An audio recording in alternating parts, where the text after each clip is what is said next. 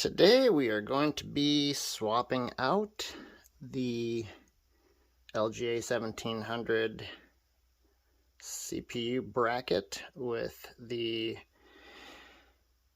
LGA1700 anti-bending frame bracket slash tool to see how much of a temperature difference that will yield. So let's go ahead and get to this. Okay, so looking at the specs here, let's zero this. Okay, so the anti-bending frame bracket at its thickest point appears to be about 5.84, 5.85 millimeters, and let's see, we'll have to compare it to the other one, but you can see that there's a notch here so that you don't put it on the wrong way. There's also the arrow indicating which direction it should go on, and apparently you use the Torx tool, tighten the bolts with 2 fingers till they are snug, and then it's recommended to make a mark on each bolt, and then once you have them all snugged, turn it quarter inch to 90 degrees, and that should basically torque it to the proper Newton meters of torque, as I don't believe there are any torque wrenches, not that I have anyway, that go down that low. I believe it's supposed to be something like 3 to 6 or 3 to 8 Newton meters of torque. So the best way so far that I have researched and found is to snug all 4 once you've got them on there. Do a 90 degree or quarter turn, and that should do it all the way. Do not tighten the bolts all the way down, as that may apply too much pressure on the mounting points, and then you'll either get a thermal warning and it won't post, or if you don't tighten them tight enough, you'll receive all kinds of potential problems, anything from a no post to flaky memory, blue screens, black screens with blinking underscores, just because the pins are not making proper contact on all of the CPU connections. So it's very important when you do this swap to make sure that you take your time and do it correctly. So that's what we're going to do. We're going to pull this off. I'm actually quite impressed with how cool this is actually running just under normal use. And this is a standard Cooler Master case. 1 intake on the front, bringing air in, intake on this side of the CPU fan or cooler, and an exhaust fan here with an exhaust fan on the rear, and 1 exhaust fan slightly to the rear above with an open spot on the spot above it there, just to reduce any chance of cavitation and airflow. So let's go ahead and swap this out. We were between 28 and 36, 39, something like that degrees Celsius. So let's see if we can drop that down to the up to 10 degrees cooler that is claimed with these Thermal Right, and I believe Thermal Grizzly is coming out with some as well, anti-bending brackets or frames. All right, let's do this.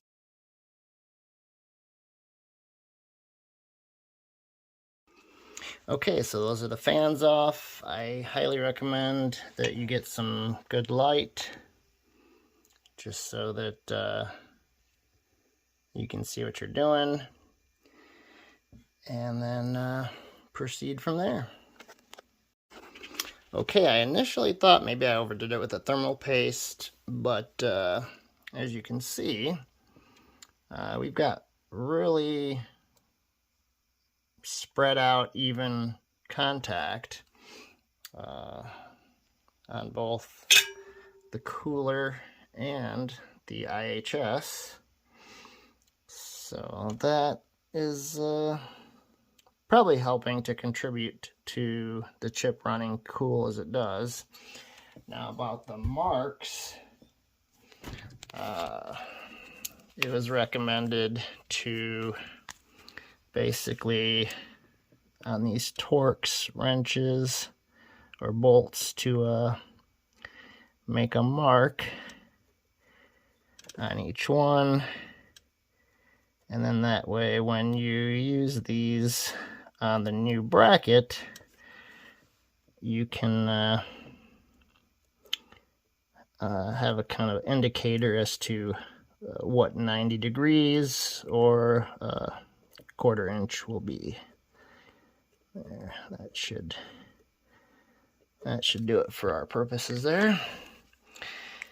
Obviously this is a bit nerve-wracking to try this out on a brand new setup, but well, that is technology for you. You have to move forward and try different things. So we're going to see if we can drop the thermals by swapping that with that, which will basically give the IHS a better chance of making more flush contact with the bottom of the heatsink. All right, let's pause this and do this. Okay, so this is the, it's basically a Torx wrench or Allen wrench style torque wrench. If you get any of the good brackets, they'll come with one of these, and basically what I've been told is to just use 2 fingers, and when you go to tighten them, just tighten it with 2 fingers. That should be enough torque to generally get them snugged, and then finally just do a quarter turn. You may have to make some marks. I know the Thermal Grizzly one has marks, I think every 1/8 around each circle, around each hole here. This one does not, so I mean you'll have to ballpark it. Like one would be here, one would be here, one would be here, one would be here, and then obviously you'd do another 4 diagonally and the other diagonal. So we'll swap this out and give it a go. Additionally, I have seen several manufacturers, including Thermalright, recommend that you leave the CPU in the socket while you do this. I highly recommend that too, as damaging pins or slightly getting them bent or off angle is a real potential problem, and you don't want to end up in that spot. So be aware of that when you're doing this swap if you decide to do it. And once we're done, we're going to be reapplying some fresh Thermal Grizzly Cryonaut. It's one of the higher performance thermal compounds out there, so we'll give that a try to see if we can get optimal performance out of air cooling. And if you want to get this yourself, there's the UPC code for the single tube. Okay, we've got our chip cleaned off, as well as the bottom of the heatsink. So that should make for a good application of the Cryonaut. Now it's time to swap the socket bracket. Okay, so took the top part of the bracket off. It appears to be roughly 2 complete turns of the Torx wrench. So if you have it marked, like I did, start at the top and do 2 full rotations, and it will actually kind of shock you. It'll just kind of pop and the screws will be loose. So we'll do the bottom ones and replace it with the anti-bending frame bracket tool. It's been called various things. Okay, that's the bottom part off, and now it's time to put the anti-bending frame on.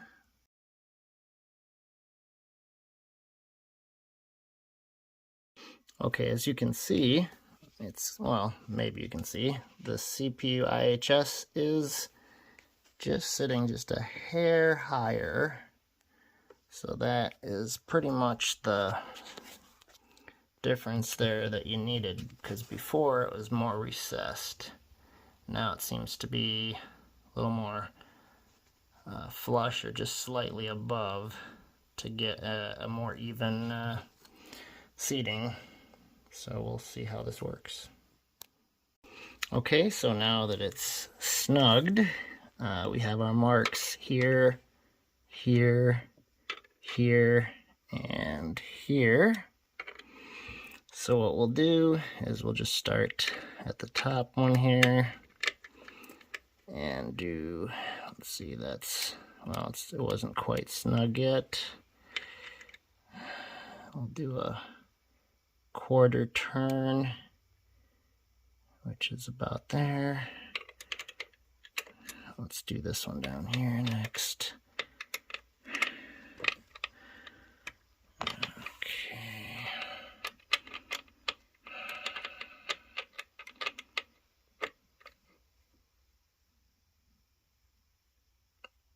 Okay, that's about a quarter turn.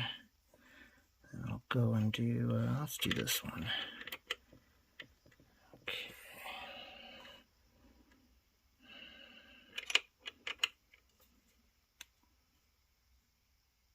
That's roughly a quarter turn. Okay.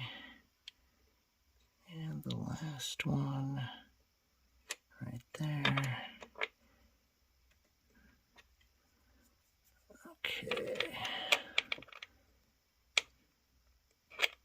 Yeah, that seems about right.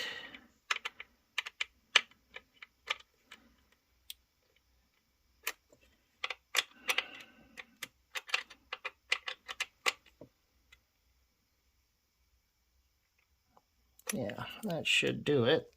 All right, time to apply thermal compound and reinstall the cooler, and we'll see if this makes as big of a difference. You can see it's sitting up a little bit higher, so we should have better contact. So we won't apply as much thermal compound this time, just enough to spread it out evenly.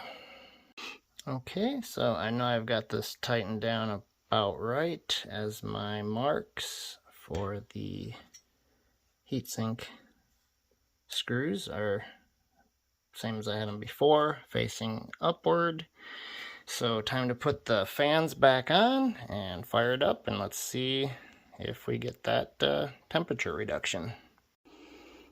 Okay, so that is everything reassembled again.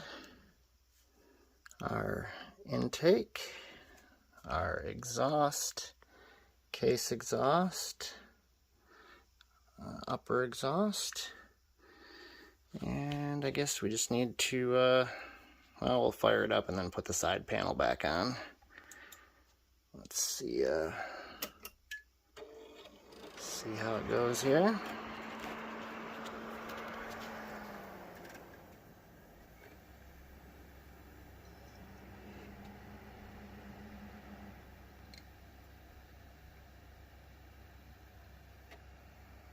Okay, so far so good.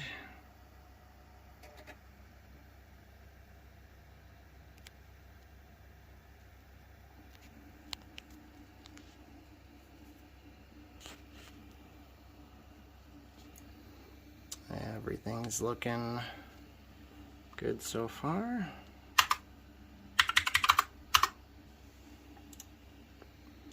Alright, and well, let's see what our temperatures end up running at.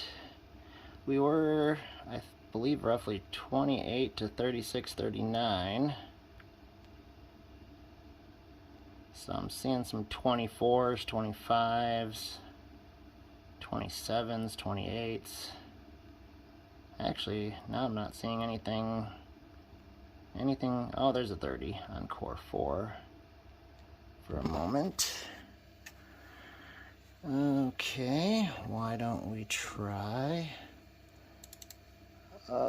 something like, oh, where is Cinebench? We'll try that.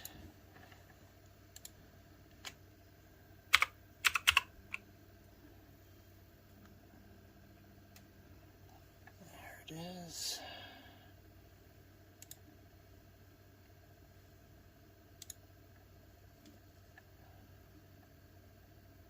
Well, that's our folder. Where is the program?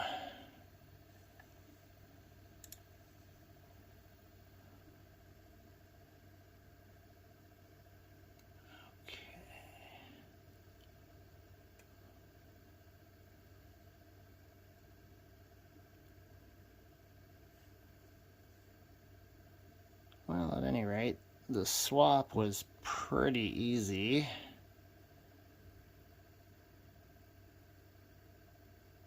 I'm just guessing you don't want to rush it, so just make sure if you do it, you take your time.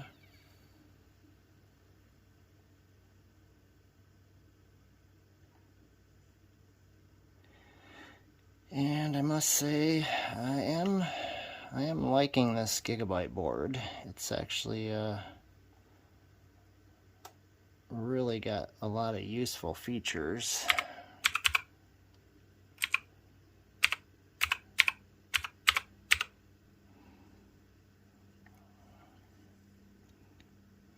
Okay. Yeah, I don't want that. I want...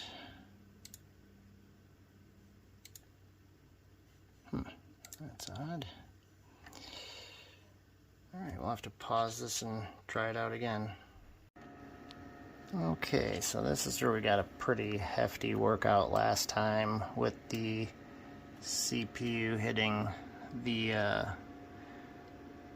well, not the TJ Max, but basically one of the throttle limiters at 80-83 Celsius and cutting down the speed. So far,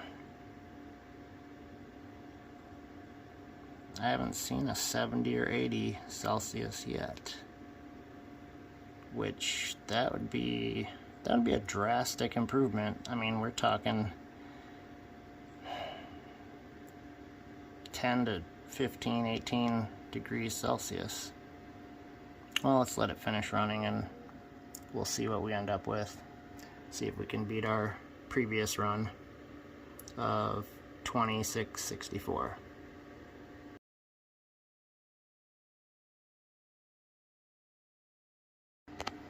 Okay, well, it looks like we're almost done. About a minute to go. Well, Cinebench R23 minute. That's kind of like Microsoft time.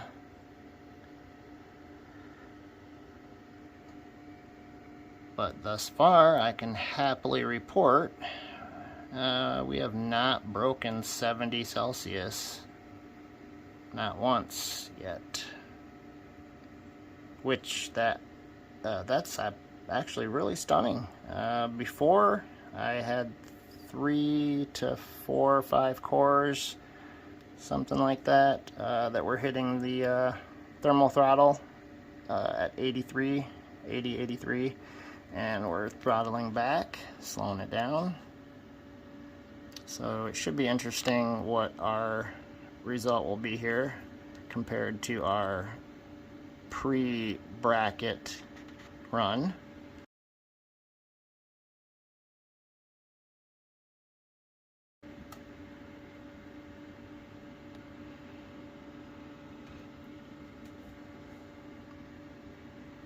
And oh, yeah, we should be done.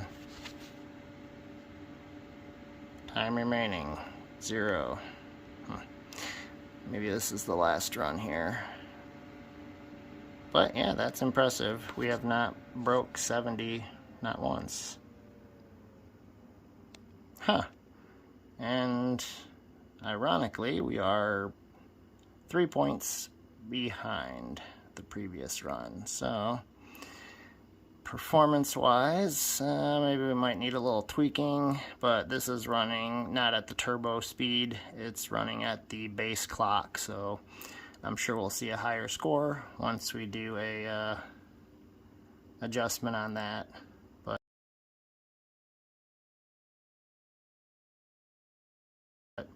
yeah, not bad. So it runs cooler, and we only lost 3 points out of 20,664 on Cinebench R23 multi-core.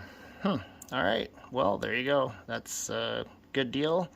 I'll try to make a video of the bracket swap to help out any of those people out there that that would like to try to cool their system without having to go water cooling. Thanks for watching.